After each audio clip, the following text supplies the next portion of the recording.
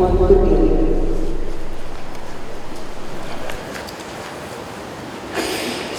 Menyanyikan lagu kebangsaan Indonesia Raya.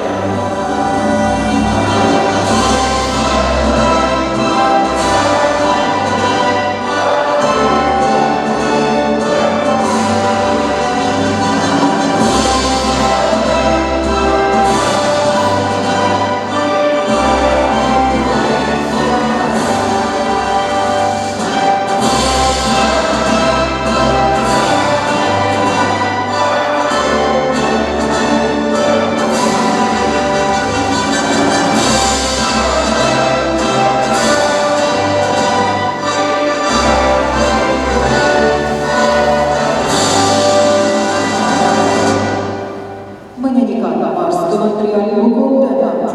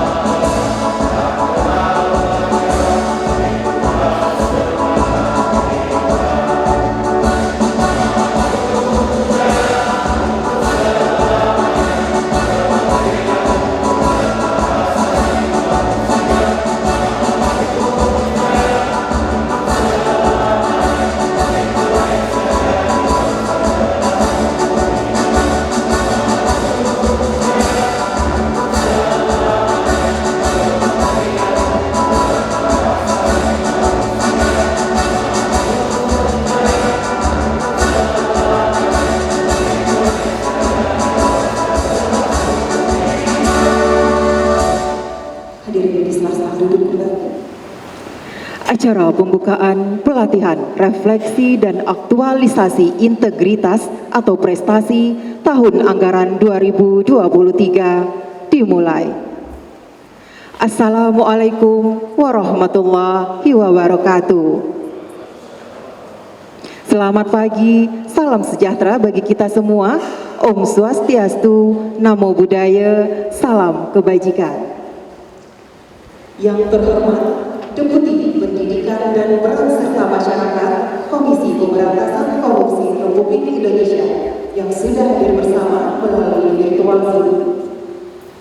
Inspektur Jenderal Kementerian Hukum dan HAM, Kepala Badan Pengembangan Sumber Daya Manusia Hukum dan HAM, yang kami hormati Direktur Pendidikan dan Pelatihan Anti Korupsi KPK RI, Asesor SDM Aparatur Ahli Utama, Widya Iswara Ahli Utama, para Pimpinan Tinggi Pratama di Kementerian Hukum dan HAM, Sekretaris Ditjen Imigrasi atau yang mewakili, Sekretaris Ditjen Kemasyarakatan atau yang mewakili, Kepala Biro Kepegawaian atau yang mewakili, Direktur Politeknik Imigrasi, Direktur Politeknik Ilmu Kemasyarakatan, para koordinator, subkoordinator, dan pejabat usaha di lingkungan BPSDM Hukum dan HAM, para undangan dan peserta yang berbahagia. Puji dan syukur senantiasa kita haturkan kehadirat Tuhan Yang Maha Esa atas segala karunia-Nya, sehingga kita diperkenankan untuk menghadiri acara pembukaan ini dalam keadaan sehat walafiat. Agar acara dapat berjalan dengan lancar, marilah kita berdoa bersama. Doa akan dipimpin oleh Bapak Arif Maskuri. Disilakan. Assalamualaikum warahmatullahi wabarakatuh. Izinkan kami memimpin doa menurut agama Islam. Bagi Bapak dan Ibu yang beragama lain, dimohon menyesuaikan. Astaghfirullahaladzim, astaghfirullahaladzim, astaghfirullahaladzim. Bismillahirrahmanirrahim. Alhamdulillahi rabbil alamin. Allahumma salli ala sayyidina Muhammad wa ala ali sayyidina Muhammad. Ya Allah yang Maha Pengasih lagi Maha Penyayang, puji dan syukur kami panjatkan kehadirat-Mu, karena atas limpahan rahmat-Mu pada pagi ini kami dapat melaksanakan pembukaan pelatihan refleksi dan aktualisasi integritas prestasi tahun anggaran 2023. Semoga kegiatan yang kami laksanakan senantiasa dalam lindungan dan ridho. Ya Allah yang Maha Mengetahui lagi Maha Bijaksana, karuniakanlah kepada kami ilmu yang bermanfaat dan berilah kami kemudahan dalam mengikuti pelatihan. Ya Allah yang Maha Pengampun, ampunilah kami, rahmatilah kami, sehatkanlah kami, sehatkan keluarga kami, mudahkanlah urusan kami, dan jadikan kami dan keluarga kami orang-orang yang senantiasa bersyukur atas segala nikmat yang telah Engkau berikan kepada kami. Allahumma aghna bi'ilmin wa zayyinna bil-ilm wa akrimna bil-taqwa wa jabbirna bil-amal. Rabbana atina fid dunya hasanah wa fil akhirati hasanah wa qina adzabannar. Walhamdulillahi rabbil alamin. Selanjutnya, laporan penyelenggaraan pelatihan refleksi dan aktualisasi integritas atau prestasi tahun anggaran 2023 oleh Kepala Pusat Pengembangan Pelatihan dan Isdaya Kepemimpinan kepada Ibu Mohlina Harahap. Disilakan. Assalamualaikum warahmatullahi wabarakatuh. Selamat pagi, salam sejahtera bagi kita semua. Salam, Om Swastiastu, Namo Buddhaya, salam kebajikan. Yang terhormat Pimpinan Tinggi Madya, Deputi Pendidikan dan Peran Serta Masyarakat, Komisi Pemberantasan Korupsi. Yang terhormat Inspektur Jenderal Kementerian Hukum dan HAM, yang terhormat Bapak Kepala BPSDM Hukum dan HAM, yang saya hormati Direktur Pendidikan dan Pelatihan Anti Korupsi Pemberantasan Korupsi, Kepala Biro Kepegawaian Sekretariat Jenderal Kementerian Hukum dan HAM, para pimpinan tinggi Pratama di lingkungan Inspektorat Jenderal Kementerian Hukum dan HAM, Sekretaris Direktorat Jenderal Kemasyarakatan, Sekretaris Direktorat Jenderal Imigrasi, para pimpinan tinggi Pratama di lingkungan BPSDM Hukum dan HAM, Widya Iswara Ahli Utama dan Madya, Asesor SDM Ahli Utama, Direktur Politeknik Ilmu Kemasyarakatan, Direktur Politeknik Imigrasi, para koordinator, administrator, subkoordinator, pengawas dan pelaksana di lingkungan BPSDM Hukum dan HAM, serta Bapak Ibu pelatihan refleksi dan aktualisasi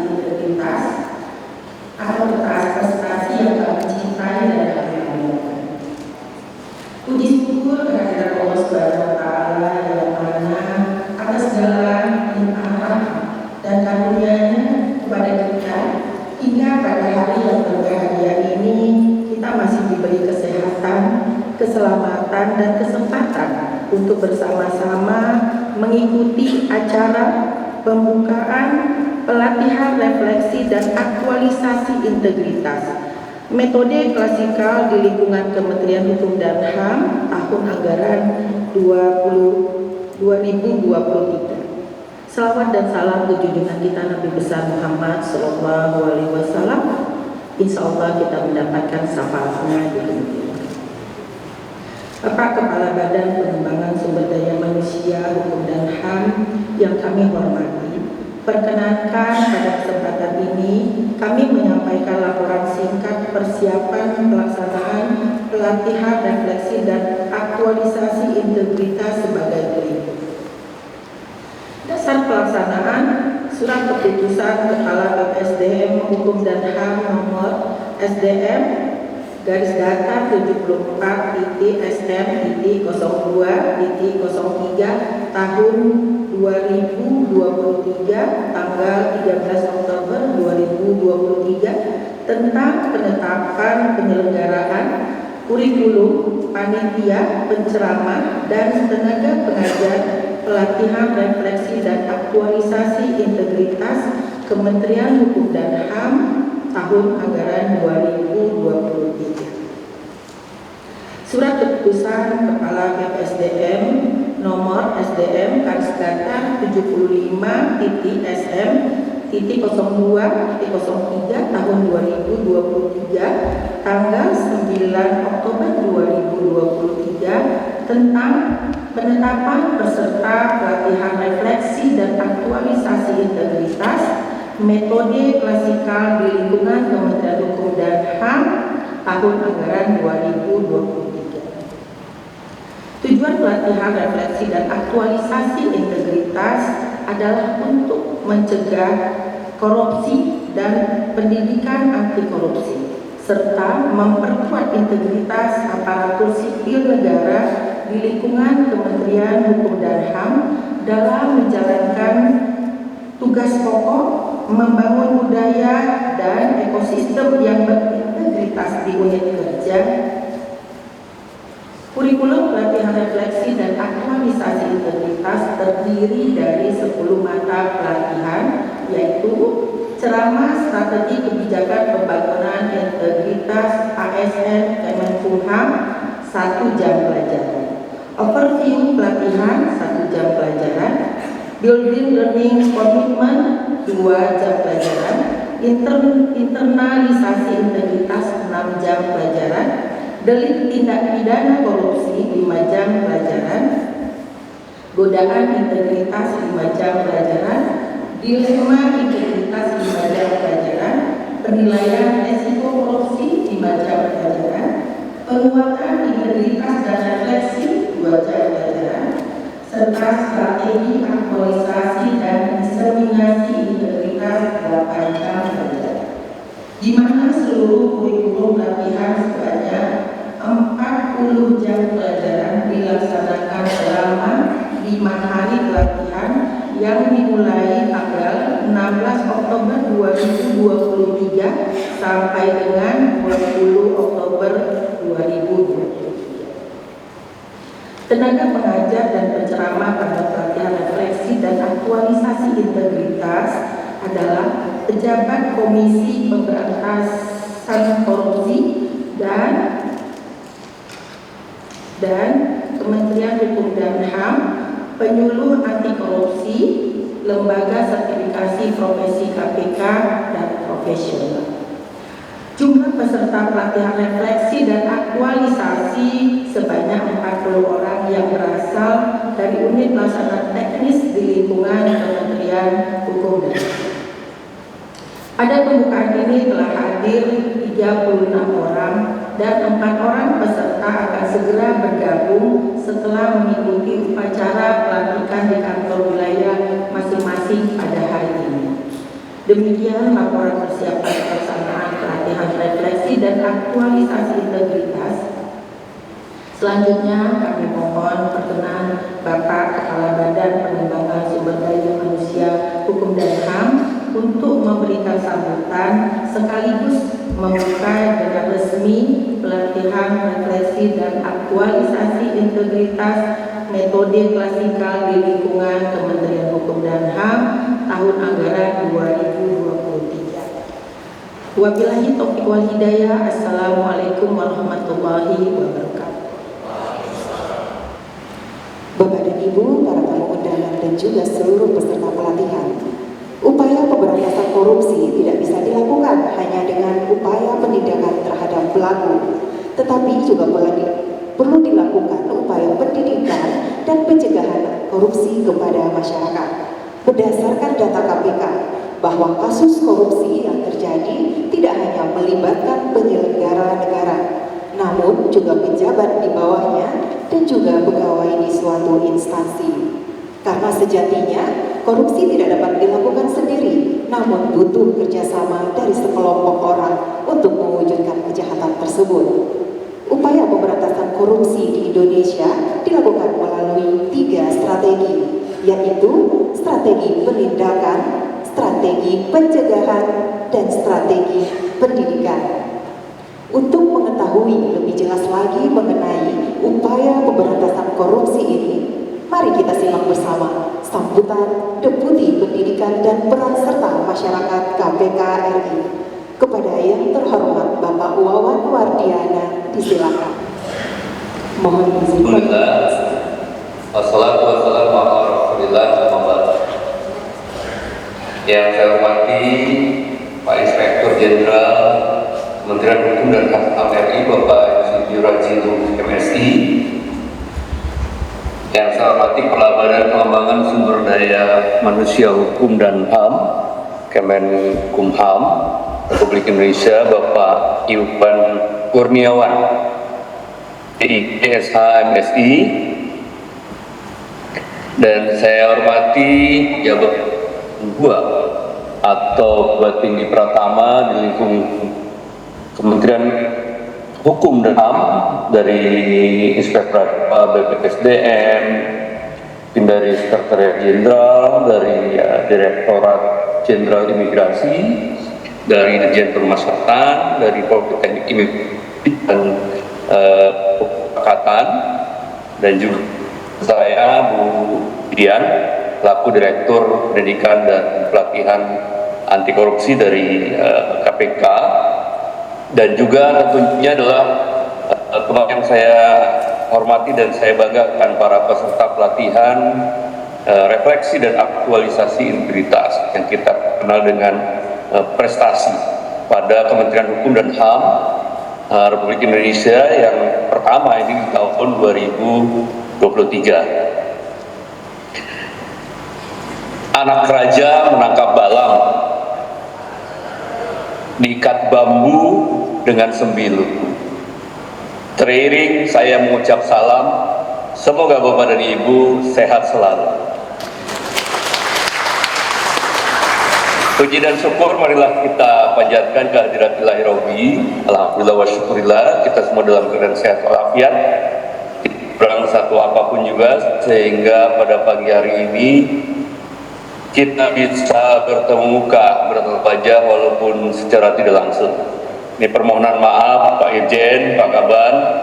Sedianya saya mau hadir langsung ke Depok, tetapi ternyata jam 10 saya harus mengikuti rakorwas dengan rapat koordinasi dengan Dewas.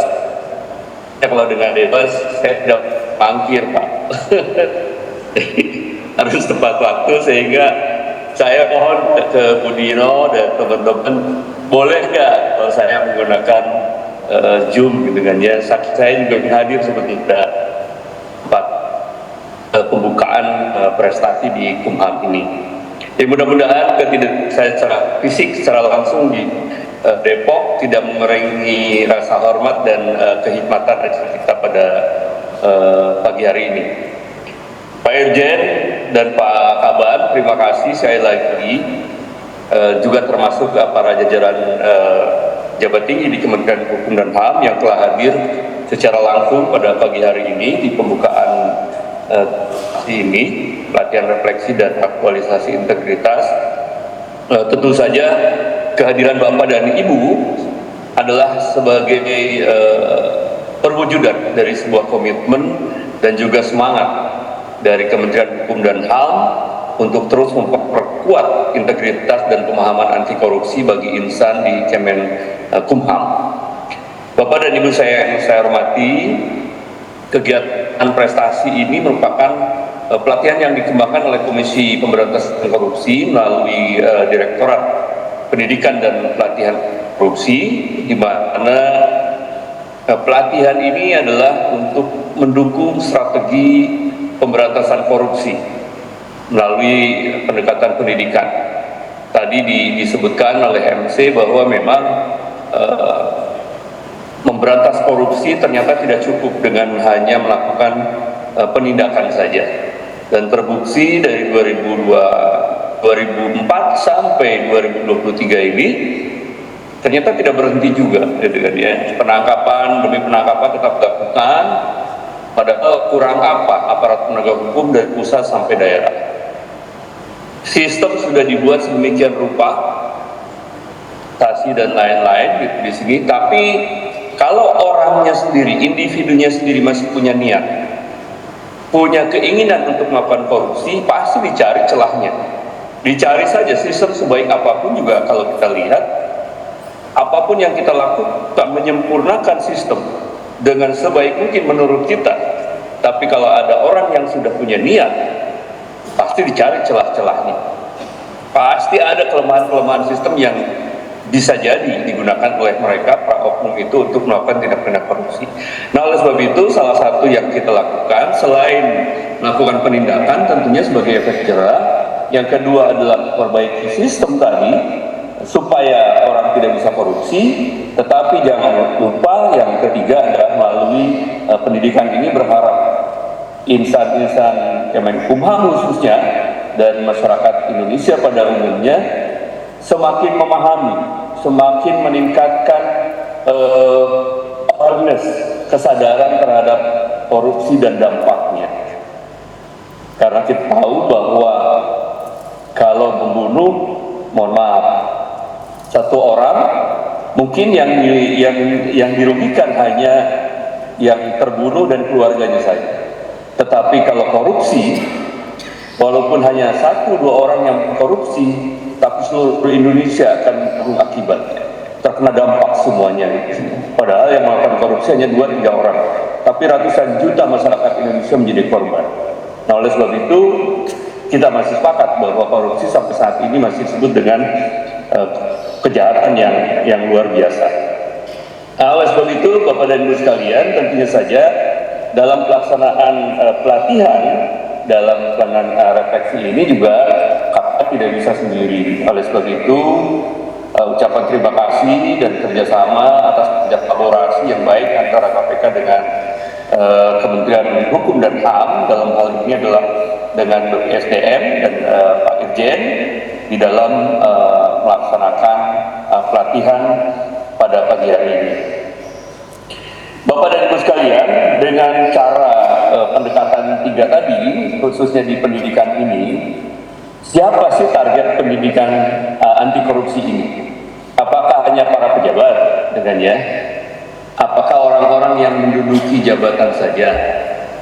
Nah, Bapak dan Ibu sekalian, kalau kita dengar mungkin dari Pak Ustadz gitu kan ya, namanya mencari ilmu itu adalah minal mahdi ilal lahdi, dari mulai buayan ibu sampai menuju liang lahat, kira-kira seperti itu. Pendidikan anti korupsi juga sama gitu kan ya. Tidak ada jeda, tidak ada siapapun juga harus mendapatkan pendidikan anti korupsi.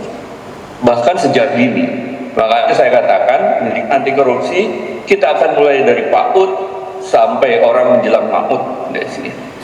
Karena kita tidak pernah tahu kapan maut menjemput seseorang.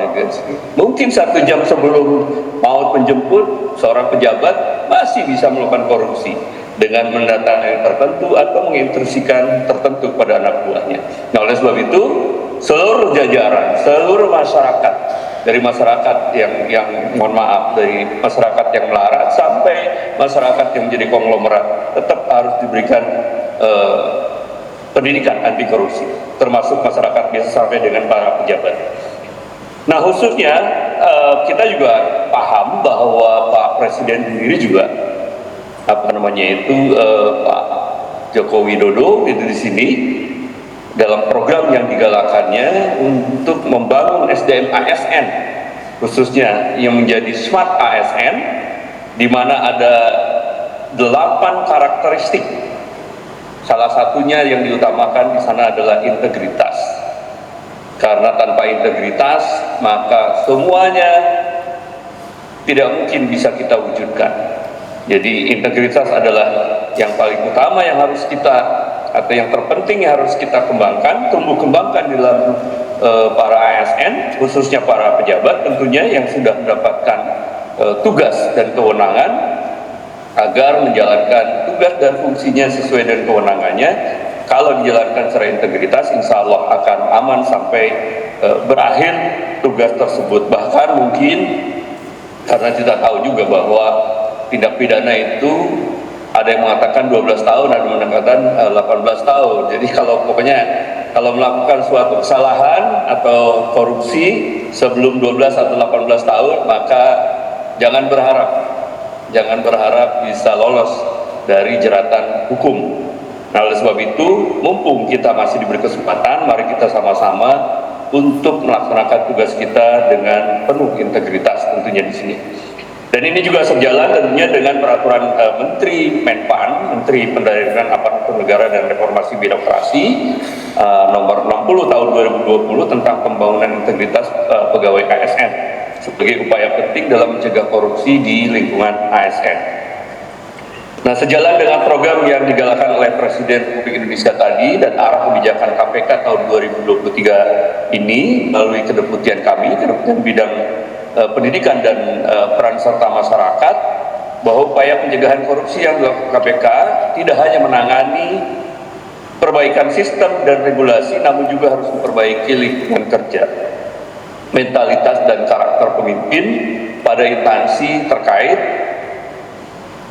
pada kementerian, lembaga, BUMN, BUMD, termasuk pemerintah daerah tentunya. Untuk itu, melalui program prestasi ini, kami menargetkan pimpinan unit yang strategis di kementerian maupun di lembaga yang juga personil yang memiliki kewenangan strategis. Sehingga ke depan tentunya para peserta ini dapat berkontribusi di dalam perbaikan mentalitas dan karakter sebagai pemimpin dan bagian dari ASN. Bapak dan Ibu yang saya hormati, sebelumnya para pejabat eselon 1 di Kementerian Hukum dan HAM ini juga sudah mengikuti kegiatan semacam ini, tapi memang khusus untuk para penyelenggara negara. Dalam hal ini adalah Pak Menteri, Wakil Menteri waktu itu, kemudian para seluruh pejabat eselon 1 plus pasangannya. Waktu kemarin kita ikut sertakan dalam program Paku Integritas, kan ya, pemberantasan anti korupsi untuk para penyelenggara negara berintegritas, termasuk Pak Irjen juga sudah ikut, tapi waktu itu Pak Kaban belum ikut nih, Pak Iwan belum sempat ikut karena belum menjadi kabar waktu itu ya. Jadi berharap mungkin nanti suatu saat Pak Iwan kita undang juga beserta dengan pimpinan yang lain yang belum untuk mengikuti kegiatan Paku Integritas ini. Nah, ini diharapkan kalau setiap eselon 1 ini sudah mengikuti Paku Integritas dan memiliki rencana aksi ke depan dalam menjaga integritas di lingkungan Kumham khususnya, kita berharap Kumham ini menjadi sebuah kata-kata island of integrity, karena seperti itu ya. Jadi antara eselon 1 yang satu dengan yang lainnya ini saling mengikat, saling mendorong untuk sama-sama menjalankan tugasnya secara berintegritas, sehingga ekosistem atau lingkungan yang ada di Kementerian Hukum dan HAM tentunya adalah jauh dari pelaku koruptif, apalagi pada tindak pidana korupsi. Sebagai bentuk tindak lanjut dari kegiatan Paku Integritas yang diikuti oleh para eselon 1 di Kumham, yang kalau tidak salah pada tahun 2021 yang lalu, maka beberapa kementerian telah mengikuti sertakan jajaran di bawahnya untuk mengikuti kegiatan yang serupa dengan Paku Integritas, tapi namanya adalah prestasi yang ini kita akan lakukan. Untuk itu sekali lagi kami mengapresiasi Pak Irjen yang pada tahun 2023 ini sudah mengikut sertakan para kepala-kepala unit pelaksana teknis yang terpilih di seluruh Indonesia ini. Di antaranya ada dari para kepala lapas, kepala Kanwil, kepala rutan, kepala LPKA, lalu kepala rubasan, lalu kepala Badiklat Hukum, di mana kami dapat informasi bahwa dari Inspektorat Jenderal tadi bahwa sampai saat ini Bapak dan Ibu adalah 40 orang yang terpilih dan diikutsertakan dalam pelatihan ini. Kasih aplaus untuk para peserta ini. Pak Irjen dan Pak Kaban, dapat kami informasikan juga bahwa ujung tombak dari prestasi ini adalah Pak Inspektorat Jenderal, Pak Irjen, mohon maaf nih. Karena pada beberapa kementerian pun yang lain, dengan Inspektorat Jenderal ini kami berkoordinasi, kemudian menyeleksi siapa kira-kira yang akan mengikuti kegiatan prestasi ini. Sebagai contoh saja, misalkan di Kementerian Kelautan dan Perikanan yang lalu, ini adalah para kepala pelabuhan, perikanan dan syah bandar, gitu ya. Karena kalau dimitigasi risiko korupsinya sangat tinggi, misalnya gitu kan ya, menjadi sebagai kepala pelabuhan, perikanan dan syah bandar. Oleh sebab itu, menurut Pak Irjen waktu itu mereka yang diprioritaskan untuk mengikuti prestasi ini. Demikian juga kemarin di Kementerian Kesehatan, Bu Irjen itu mengusulkan para direktur rumah sakit vertikal, gitu kan ya, untuk mengikuti kegiatan prestasi ini.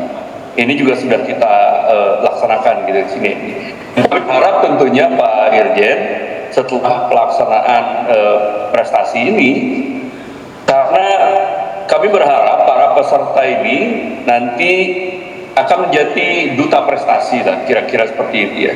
Mereka akan membuat rencana aksi, membuatkan gerakan-gerakan anti korupsi dalam menegakkan integritas pada dirinya dan bagaimana membentuk lingkungannya yang ada di sekitar mereka, sehingga berharap tentunya para lulusan prestasi ini atau yang kita kenal dengan duta prestasi ini dapat mewujudkan dan mengaktualisasikan integritas tadi pada diri dan lingkungannya. Oleh sebab itu mohon dengan sangat mungkin nanti Pak Irjen nanti melakukan evaluasi monitoring terhadap para peserta ini.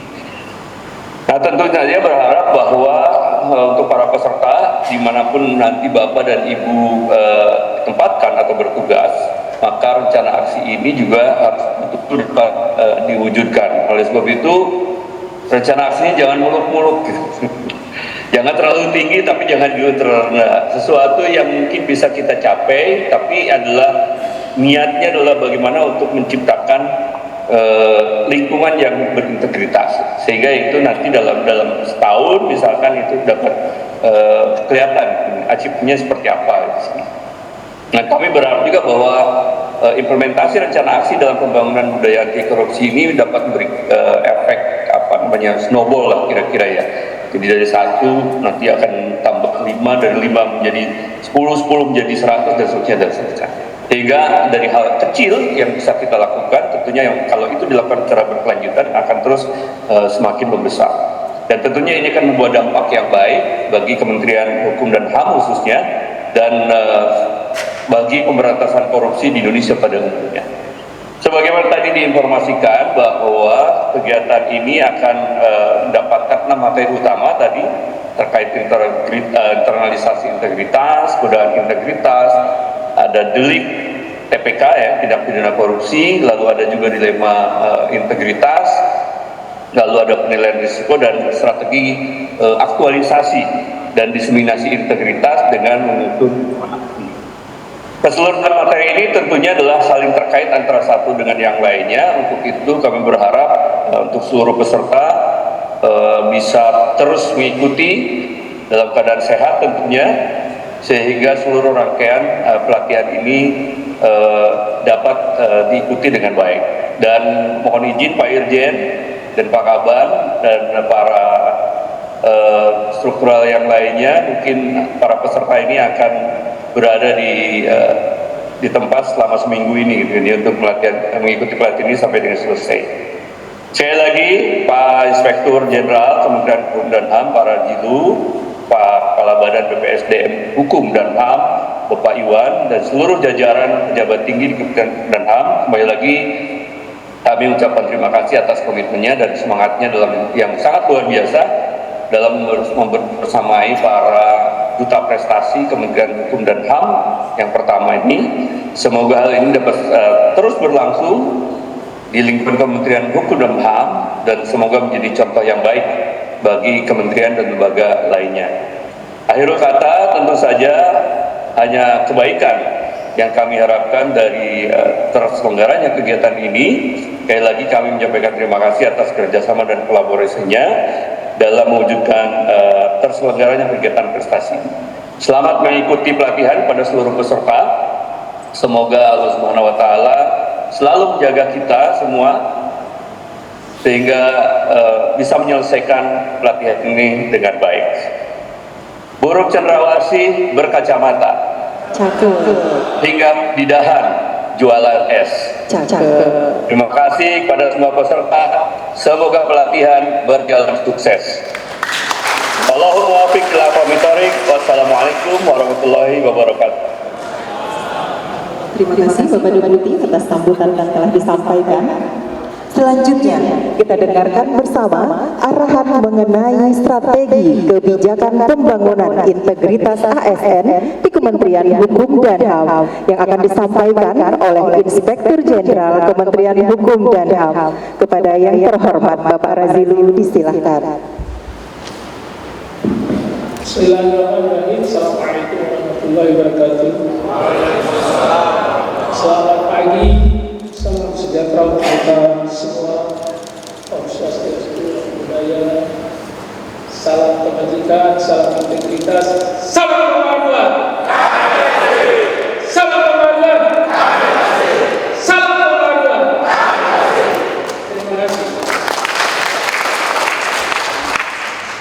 Yang sama-sama kita hormati dan banggakan Pak Wawan selaku bidang pendidikan dan peran serta masyarakat KPK.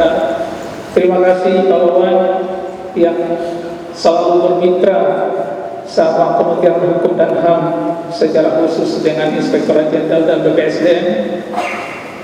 Yang saya hormati dan banggakan Kepala Badan, terima kasih Pak Iwan sudah menyempatkan hadir meninggalkan acara bersama Pak Menteri di Nusa Dua Bali.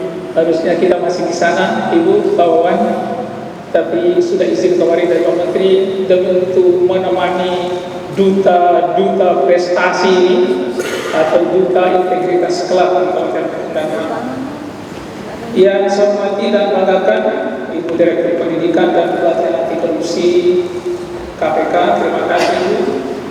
Yang saya hormati dan banggakan seluruh kampus, pimpinan tinggi Pratama lainnya, Ibu Irwil 6 yang mewakili UNES, Pak Irwil 5, kemudian Widya Iswara ahli utama, asesor ahli utama, para koordinator, dan peserta pelatihan refleksi dan aktualisasi integritas yang teman-teman KPK membuat akronimnya luar biasa juga ya, prestasi, refleksi dan aktualisasi integritas. Bapak Ibu sekalian, yang pertama kita panjatkan bersyukur kehadirat Allah Subhanahu wa Ta'ala, Tuhan yang Maha Kuasa. Pada pagi hari ini tanggal 16 Oktober 2020, kita berkumpul di Auditorium BPSD dalam upaya berikhtiar untuk sesuatu yang pastinya sangat penting bagi seorang aparatur sipil negara atau bagi sipil saja. Saya masih teringat dengan kata-kata Pak Menteri yang selalu membuat dalam beberapa kesempatan, bukan cuma satu kesempatan, berkali-kali kesempatan terkait dengan quote dari Warren Buffett.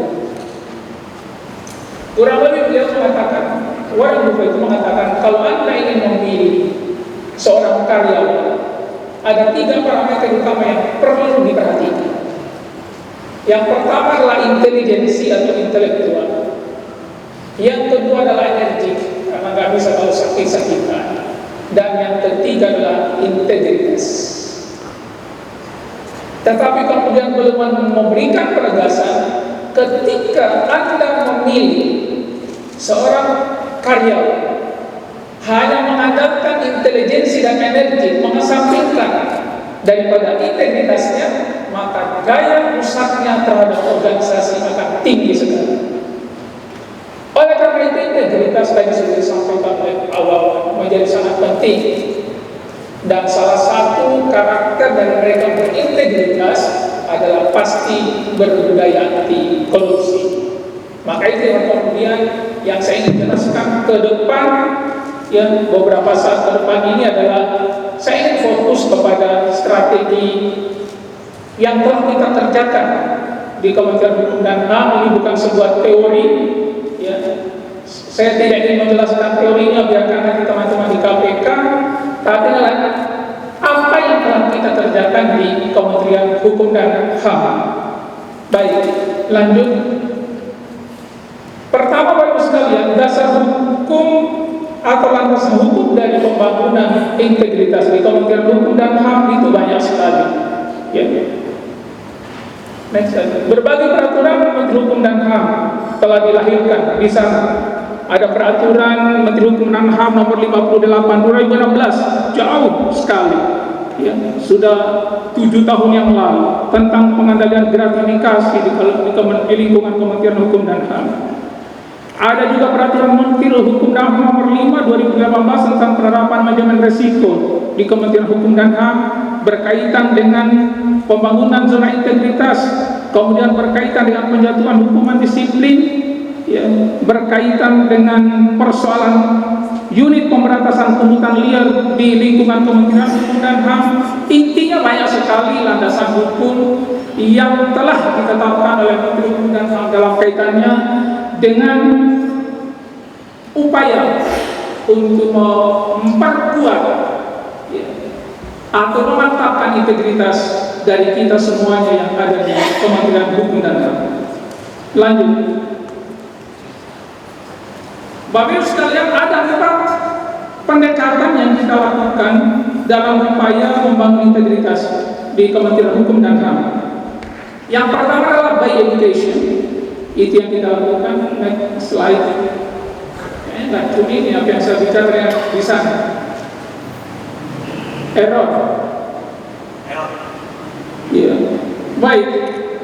Ya, itu ada problem, ada masalah.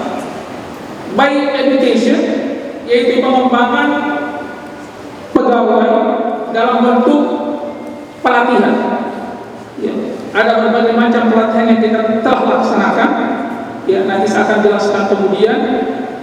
Ada, kita telah melaksanakan sertifikasi vaksin, ya, yang sekarang berubah menjadi pelopor. Itu telah diikuti oleh 38 insan APIN. Sudah lulus 38 orang dan 24 sudah tersertifikasi sebagai pelopor atau vaksin di 2021.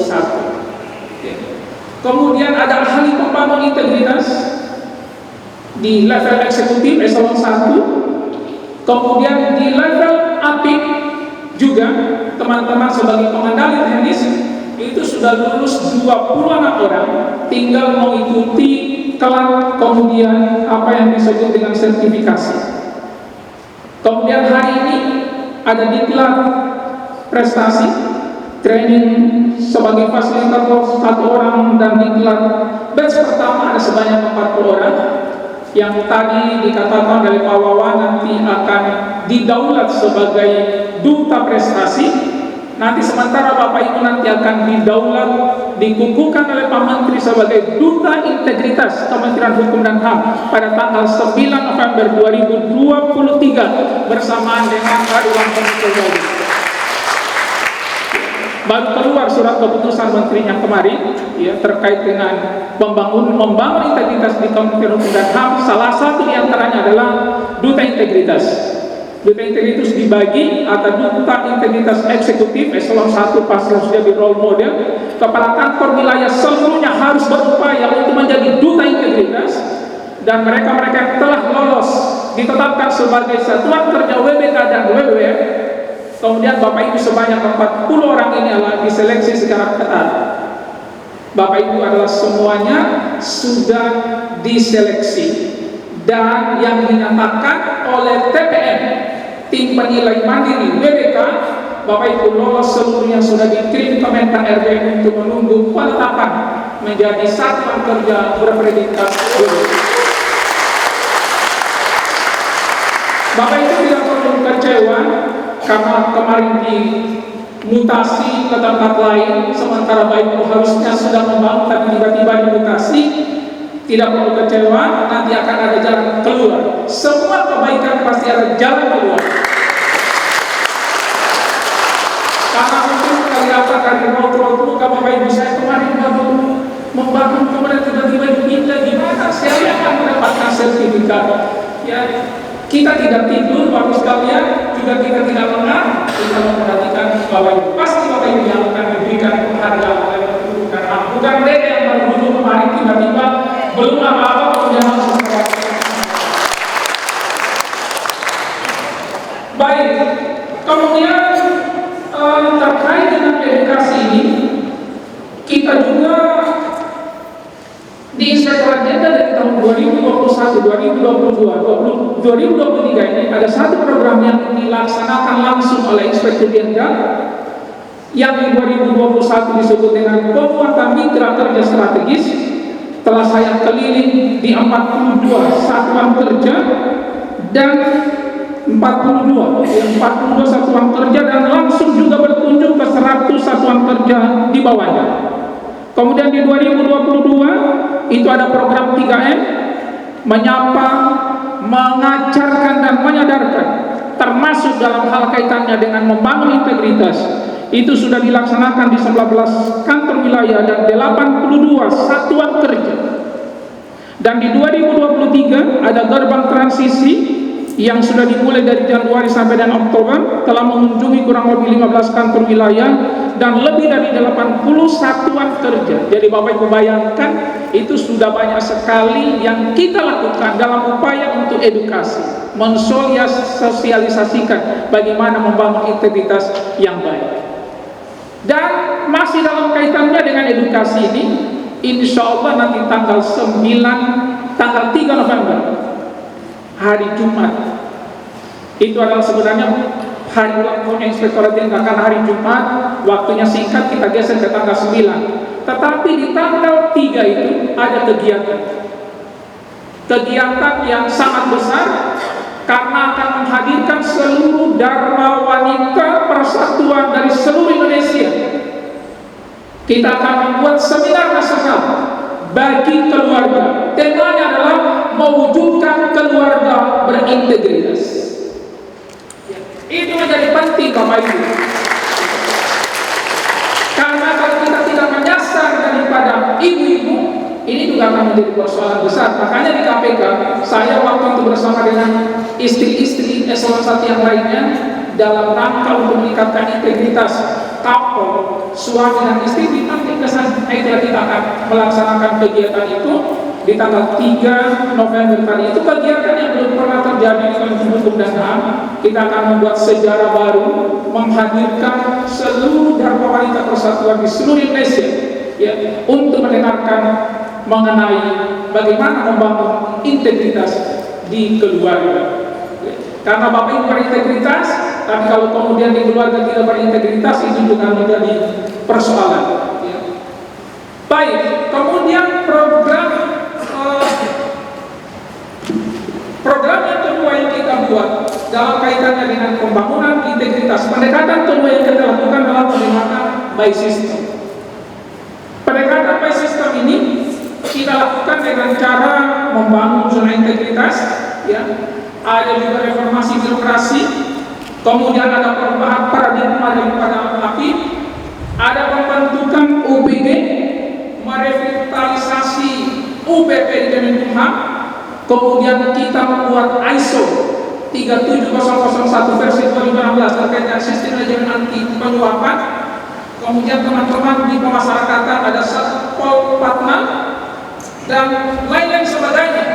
Bahkan di 2024 integritas menjadi IKU Kementerian Hukum dan HAM. Kita ingin ukur. Jadi kita ingin mengukur, bukan hanya lagi kita lihat prestasi dicapai, tetapi indikator kinerja utama daripada Kementerian Hukum dan HAM, berapa nilai dari integritas kita secara keseluruhan di Kementerian Hukum dan HAM. Terkait dengan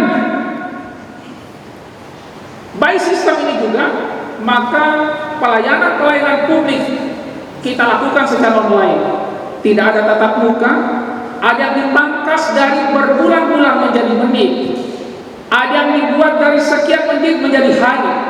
Ya, itu juga adalah by system. Kita ingin membuat sebuah pelayanan yang menghindari adanya tatap muka antara satu dengan yang lain. Ini sudah dibuat pastinya di Direktorat Jenderal Intelektual, sekarang di Imigrasi membuat, Pak Dirjen kemarin baru launching ya, atau meresmikan auto gate ditambah sekian banyak lagi. Sekarang auto gate itu ada 50 atau 24 sekian, yang tadinya hanya sekian kemudian ditambah lagi auto gate.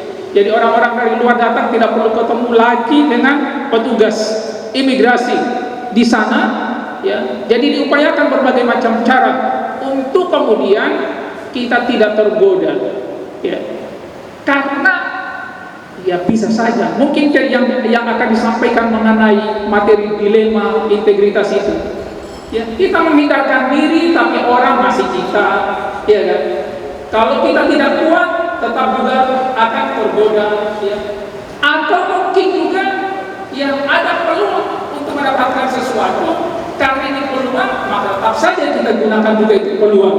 Nah, hal seperti ini mesti kemudian kita hindari. Nanti biarkan saja materi di saat dilema integritas yang nanti akan disampaikan oleh teman-teman di KPK yang cukup banyak materinya. Baik, kemudian pendekatan yang ketiga yang kita lakukan adalah by enforcement, pemberian sanksi dan penegakan aturan disiplin. Ya, next ke slide penegakan disiplin. Lanjut. Ya. Ini saya ingin menyampaikan data ini, Bapak Ibu sekalian. 2021, 2022, 2023. Inilah para pelaku yang menggadai integritas mereka. Karena integritas tidak hanya terkait dengan persoalan dari pungli dan suap, ini semuanya adalah melanggar aturan. Itu namanya adalah menggadai integritas. Ya. Tidak masuk kerja, Bapak Ibu lihat, trennya banyak sekali. Setelah ditelusuri kenapa mereka nggak masuk kerja, itu faktor-faktornya.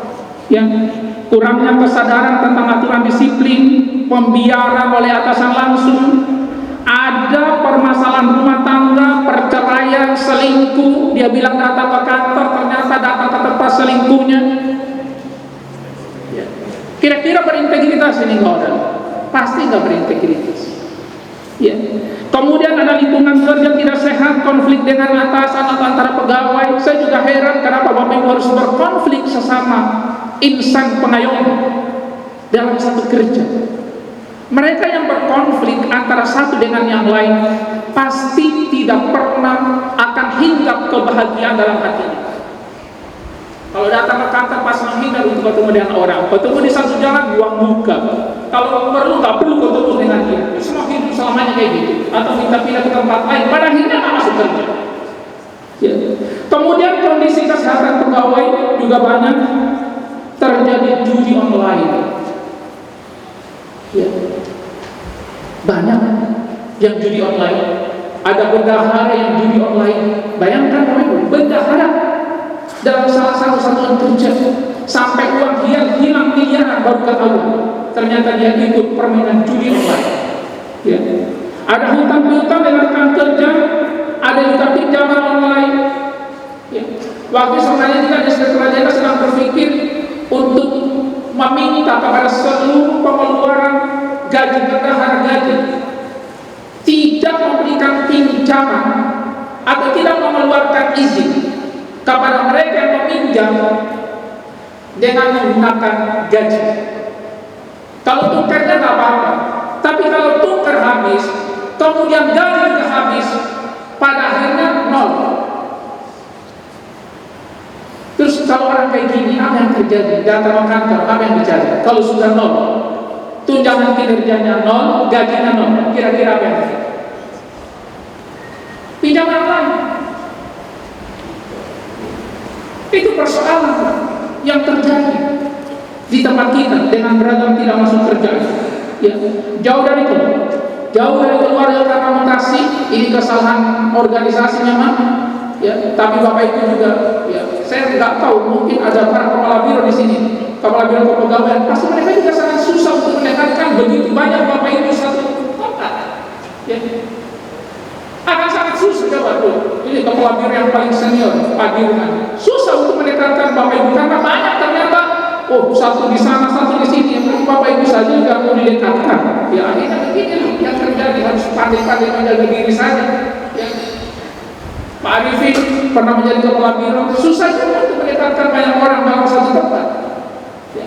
Akhirnya paling tidak dekat-dekat provinsi sajalah, satu provinsi ke provinsi yang lain, yang dekat-dekat. Ya. Dulu Pak Sutrisno juga menjadi kepala biro kepegawaian. Ada mencoba aja Bapak Ibu minta jadi kepala biro, kalau nggak pusing 7 kali juga untuk mengurusi bagaimana mendekatkan satu keluarga ini ke satu tempat. Ya. Maka pilihannya ya harus menjaga integritas sebaik mungkin. Tempat tinggal jauh dari kantor, inilah juga Pak Iwan baru diskusi dengan saya, ya, teman-teman di pendidikan, bagaimana nanti mendekatkan hal itu. Kemudian ada adiksi terhadap narkoba atau drugs. Ya. Ini di antara mereka yang tidak masuk kerja, makanya jumlahnya seperti ini dan lain-lain sebagainya. Pungli dan suap relatif tidak terlalu banyak, yang ketahuan, nggak tahu kalau yang tidak ketahuan, tapi yang ketahuan. Ya, semoga saja kita bersangka baik, memang hanya inilah pelakunya. Ya, kurang lebih ada sekian banyak orang yang dalam 3 tahun kurang lebih hanya 100-an sekian orang. Ya, itu Bapak sekalian dari sisi pendekatan terkait dengan penegakan hukum yang kita lakukan dalam upaya untuk memberantas, yang bukan memberantas, memperkuat daripada integritas kita bersama-sama. Lanjut. Ya. Baik, masih satu lagi tadi yang by system itu Pak, karena ini menjadi penting. Ya, baik, by system dia membangun zona integritas. Saya ingin memperlihatkan kepada Anda bagaimana tren perkembangan pembangunan zona integritas. Baik, ke slide berapa tadi? Ya, di kita ini sebenarnya Bapak sekalian dari 2015 yang kita sudah mulai usaha untuk membangun zona integritas di Kementerian Hukum dan HAM di back ke belakang masih di depan tadi. Ya, ini gambaran secara utuh ya apa yang telah kita raih dari pembangunan zona integritas. Terima kasih Pak Harun dulu yang menjadi staf ahli bidang penguatan reformasi birokrasi ya, dan teman-teman semuanya. Ini prestasi yang telah kita capai di 2023. Ada usulan kita 114, ini terdiri dari WBM dan WBK. Kalau WBM memang dinilai langsung oleh TPN, tetapi kalau WBK itu dinilai langsung oleh kita atas supervisi dari teman-teman di Menpan RB. Kita telah mengusulkan berapa dulu? 68 ya, 67. Dari 74 itu hanya ada 74 yang kita usulkan. Dari 74 itu hanya 67 yang kita usulkan. Sisa yang lainnya itu ada masalah, yaitu ada berita viral di media. Karena kalau berita viral di media, ya pasti nggak boleh. Makanya Bapak Ibu yang hadir ke sini sebanyak 40 pasti tidak ada berita viral di media. Coba aja kan. Kalau ada Bapak Ibu harus mengundurkan diri dari sini. Ya, pasti nggak ada. Ya, karena Bapak Ibu sudah diseleksi secara ketat, Bapak Ibu dalam yang terpilih secara baik dan benar. Baik, lanjut terakhir Bapak Ibu sekalian, yang kita lakukan adalah baik partisipasi dari publik, ya, dengan memanfaatkan daripada partisipasi publik. Apa yang kita lakukan terkait dengan hal ini? Ada lapor, kemudian ada WBS Kemenkumham, ada pengaduan Kemenkumham, kemudian ada media sosial daripada seluruh satgas-satgas yang ada. Itu yang kita lakukan terkait dengan strategi di Kementerian Hukum dan HAM atas 4 hal tadi. Ya. Lanjut. Baik, terakhir ini pesan terkait dengan integritas. Beberapa hal yang bisa sampaikan ini untuk mengakhiri daripada materi. Baik, Bapak Ibu, upaya untuk membangun integritas itu bisa didekati dengan 4 hal ini. Yang pertama adalah sebagai sebuah keterampilan. Yang kedua adalah sebagai bangunan yang kokoh. Yang ketiga sebagai pedoman, dan yang keempat adalah sebagai benih. Bapak Ibu bisa baca penjelasannya masing-masing. Saya pernah sampaikan juga di tempat ini, ya, terkait dengan hal ini. Selama ini yang kita pahami adalah sebagai pedoman saja, ya.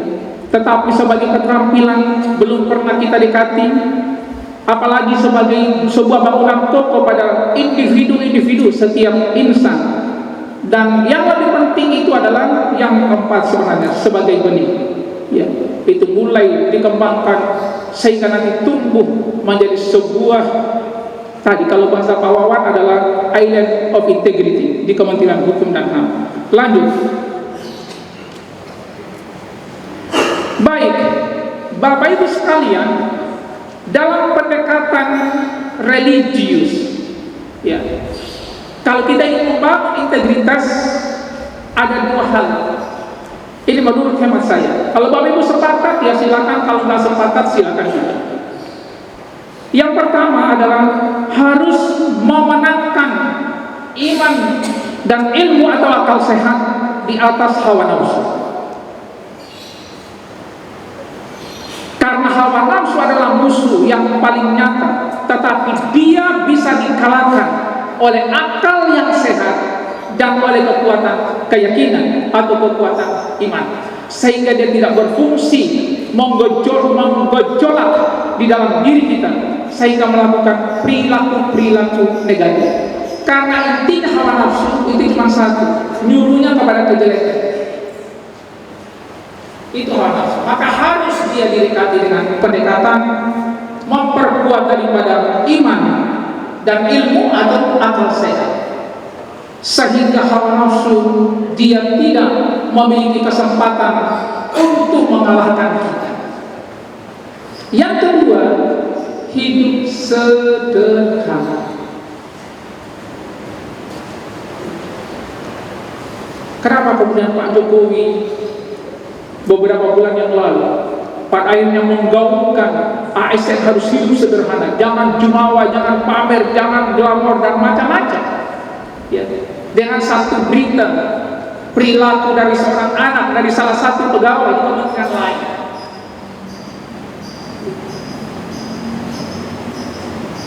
Karena tidak mau hidup sederhana, makanya Pak Jokowi dan Pak Menteri bilang, walaupun Bapak Ibu sebagai aparatus sipil negara, kita sebagai aparatus sipil negara memiliki kekayaan yang sumbernya dari mana saja secara halal, ya, apalagi kalau haram, secara halal, ya, apa Bapak Ibu punya perusahaan, memiliki harta warisan, tetap gaya hidupnya sederhana.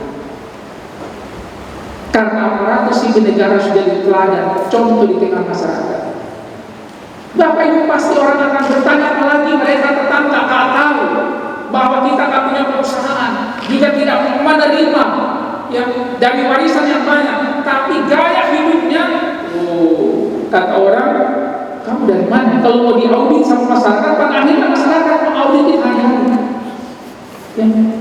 Maka oleh karena itu, di tempat ini saya pesan kepada diri saya sendiri dan kepada kita semua. Apalagi Bapak Ibu nanti akan menjadi duta prestasi, duta integritas, hidup sederhana. Walaupun jadi kepala KUPT, walaupun jadi KUPT, naik lagi menjadi KUPT kelas 1 khusus, naik lagi menjadi kadin, naik menjadi kakamil, atau naik menjadi Pimti Madya, tetap hidupnya sederhana.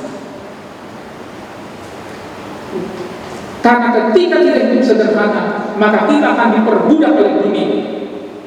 Dunia ini kan harus diperbudak, bukan diperbudak oleh dunia. Kenapa kemudian dunia memperbudak kita, kita tidak perbudak dunia? Mereka yang tergadai integritasnya karena diperbudak oleh dunia. Dunia harus diperbudak. Kalau ibaratnya seperti pawang ular, kita harus seperti pawang ular terhadap dunia ini. Dunia ini kayak ular, kita harus seperti pawang, memiliki keahlian dan kepandaian untuk mengelola dia. Sehingga walaupun kita bergelimang dalam kekuasaan, bergelimang dalam harta kekayaan, orang tidak dengki dan iri dengan kita, dan tidak seuzon lagi, lebih seuzon membuat orang lain berdosa gara-gara kita. Maka pesan khusus kepada saya dan kepada teman-teman yang akan menjadi duta prestasi, duta integritas, galakan hidup sederhana, biasa-biasa saja. Ya. Kendaraan itu cuma memindahkan kita dari satu tempat ke tempat lain. Masyarakat akan bertanya, seorang KUPT yang pakai slot 3 tiba-tiba ke kantor pakai Alphard. Coba, ya, pakai biasa aja, kenapa nggak pakai kendaraan? Cuma pindah dari satu tempat ke tempat yang lain. Apakah akan naik harga dari Anda dengan pakai Alphard atau Mercy? Nggak ada. Tidak pernah orang naik harganya dengan itu, biasa saja. Ya. Pakai yang biasa saja, tidak perlu mencari-cari sesuatu. Jangan gampang-gampang. Kau PT di sana dia bukan minta prestasi, hidupnya kayak gitu-gitu. Nanti satu saat nanti akan diperiksa sama inspektor jenderal. Ya, baru nanti kemudian dikenakan sanksi, diberhentikan dengan tidak hormat. Baru nanti cari-cari persoalan kemana-mana. Bisa nggak nanti diberhentikan dengan hormat? Saya masih ingat awal mula menjabat sebagai inspektur jenderal, ada 5 orang dari salah satu unit yang sudah diberhentikan dengan tidak hormat, minta hidup. Dan apa saya? Bodoh kamu, saya bilang gitu, apa mau dihidupkan? Tetap saja ikut ini. Ya. Dulu Pak Menteri bahkan bilang, kalau kamu mau melakukan banding, mau dilaporkan dari sini. Siap? Udah, ini diterima saja. Ini yang saya ceritakan Bapak sekalian sebagai angsa bertelur emas. Ya, ini mengakhiri cerita ya. Dalam satu kesempatan, ini yang cerita bukan saya. Ini cerita dalam Stephen Covey. Dalam bukunya The 8 Habits. Ada sebuah fabel di sana. Tapi cerita ini kemudian saya buat dalam alur yang lain. Ceritanya begini. Untuk membangun sebuah organisasi yang memiliki kinerja unggul secara terus-menerus, ada 2 hal yang dia bangun. Yang pertama adalah membangun kapabilitas, dan yang kedua adalah mencapai hasil-hasil unggul. Dalam upaya untuk membangun kapabilitas, 2 pendekatan. Pendekatan pertama adalah membangun kepemimpinan yang efektif beserta dengan manajemennya, dan yang kedua adalah efektivitas dari setiap karyawan. 2 pendekatan itu, maka hasilnya akan menjadi lebih baik. Saya kalau boleh bawain cerita Bapak Ibu, ya itu kalau ingin mendapatkan hasil yang gemilang secara terus-menerus. Ada sebuah keluarga yang memiliki angseng bertelur emas.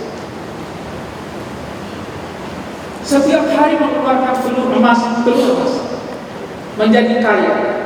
Satu waktu istrinya bilang gini kepada suami, "Bang, supaya kita menjadi lebih kaya lagi, kita potong saja ini angsa dan kita ambil seluruh telur emas di dalam." Kata abangnya, suaminya, "Pintar juga itu ya. Jadi kita tak perlu tunggu tiap hari ya, untuk cepat kaya, kita potong saja." Dan biasanya rayuan istri itu maut ya.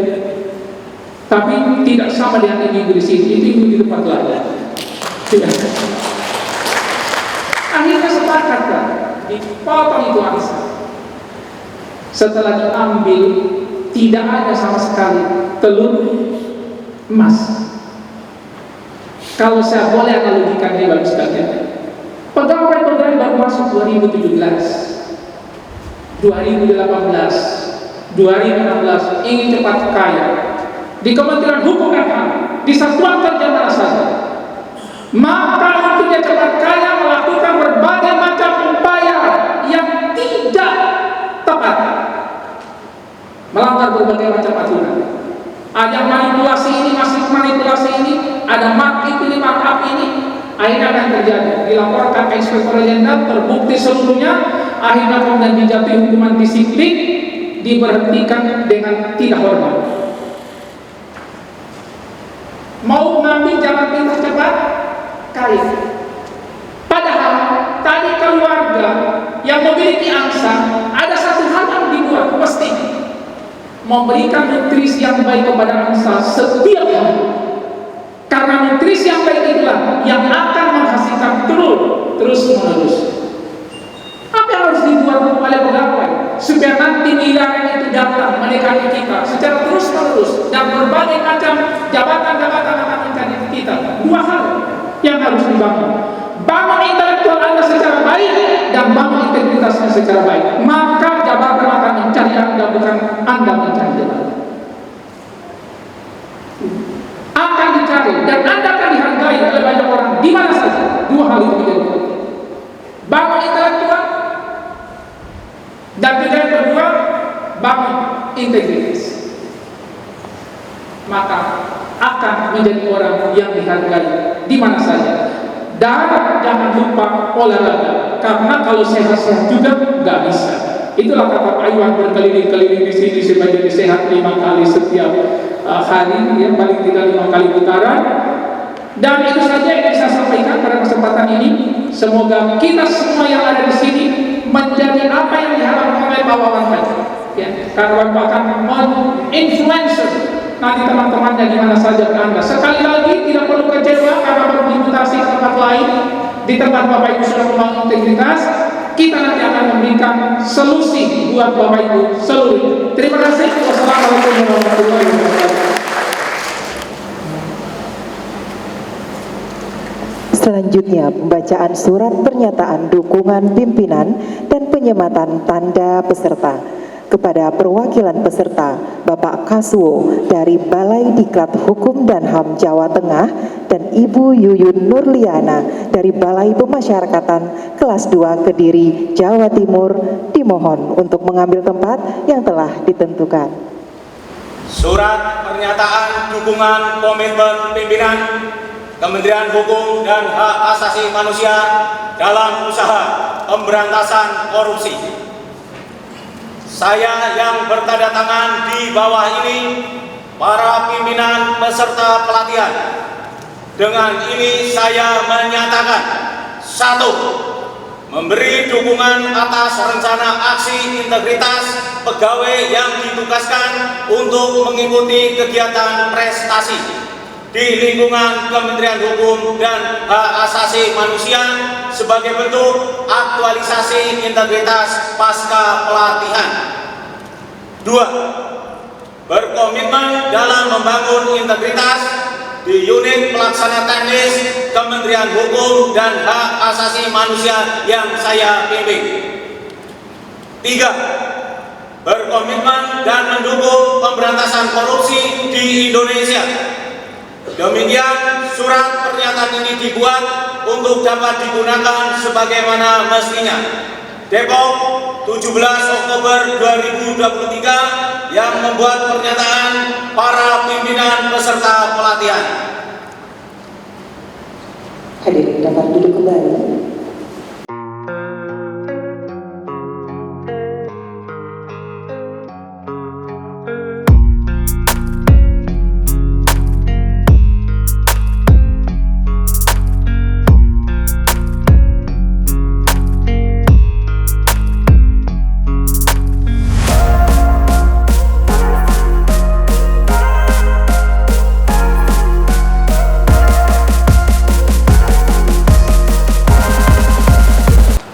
Bapak dan Ibu yang kami hormati, marilah kita dengarkan bersama sambutan Kepala Badan Pengembangan Sumber Daya Manusia Hukum dan HAM sekaligus membuka dengan resmi pelatihan refleksi dan aktualisasi integritas atau prestasi tahun anggaran 2023 kepada yang terhormat Bapak Iwan Kurniawan.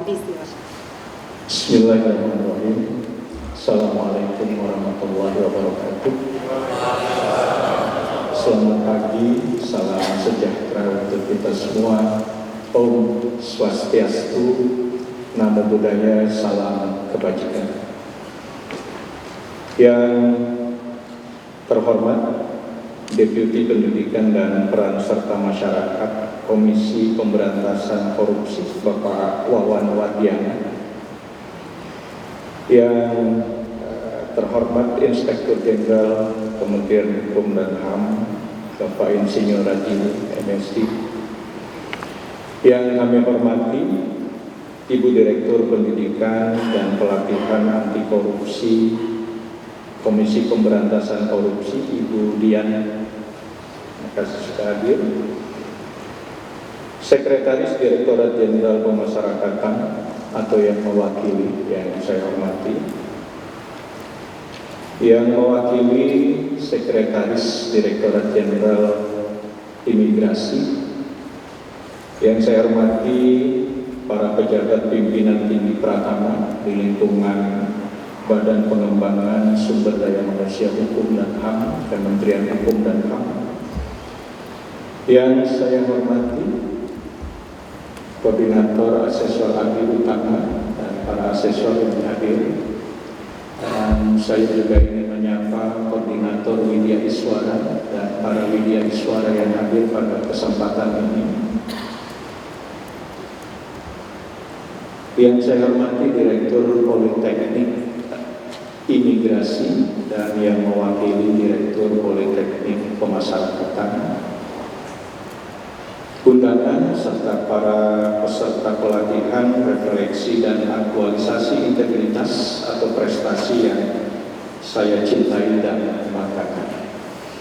Pak Wawan, Pak Rajibu, saya juga ingin berpantun. Belum. Bu Itun jual kelapa. Nggak berpantun nggak apa-apa ya. Baik, Bapak sekalian, puji dan syukur marilah kita panjatkan kehadiran Allah Subhanahu wa Ta'ala, Tuhan yang Maha Esa, karena ridhonya, kasih dan sayangnya kita hari ini dapat kesempatan untuk bersama berkumpul bersilaturahim dalam acara pembukaan pelatihan prestasi. Saya kira siapapun di ruangan ini sepertinya sepakat kalau saya tinggal mengangkat palu saja dengan mengucapkan bismillah untuk menandai pembukaan kegiatan pelatihan ini. Tadi secara panjang lebar sudah disampaikan oleh Pak Wawan, kemudian juga ditambah dengan tidak kurang hot dari Pak Inspektur Jenderal. Jadi saya pikir saya hanya akan memberikan sedikit saja pengantar sebagai pembuka dari acara pelatihan. Yang pertama, saya ingin sedikit memberikan makna dari setidaknya dari perspektif saya terhadap judul pelatihan yang diberi tajuk refleksi dan aktualisasi.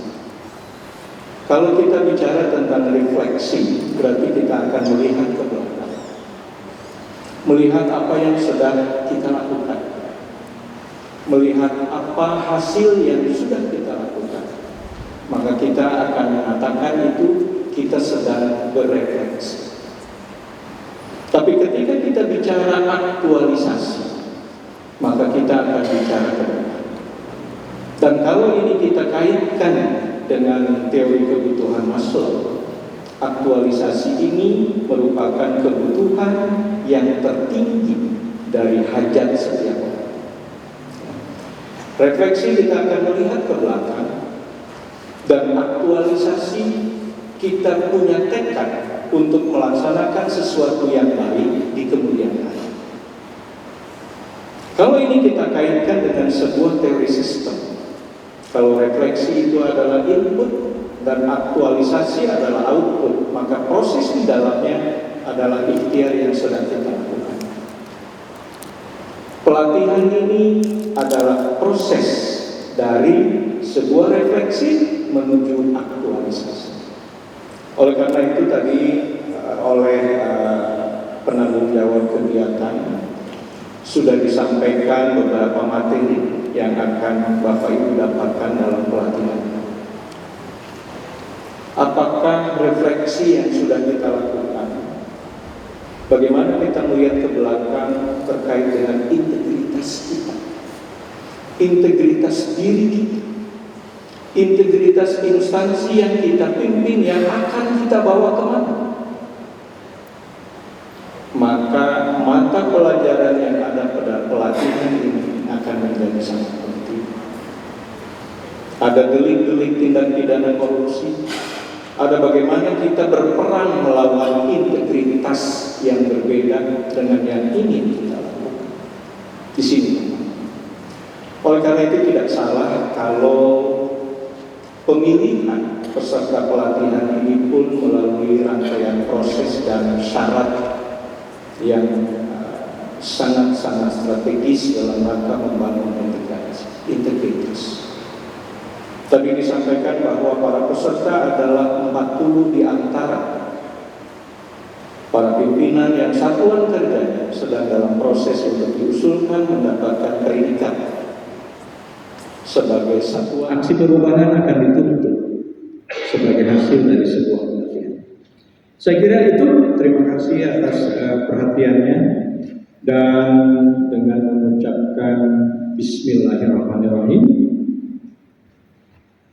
pelatihan refleksi dan aktualisasi integritas atau prestasi di lingkungan Kementerian Hukum dan HAM tahun anggaran 2023 secara resmi saya nyatakan dibuka.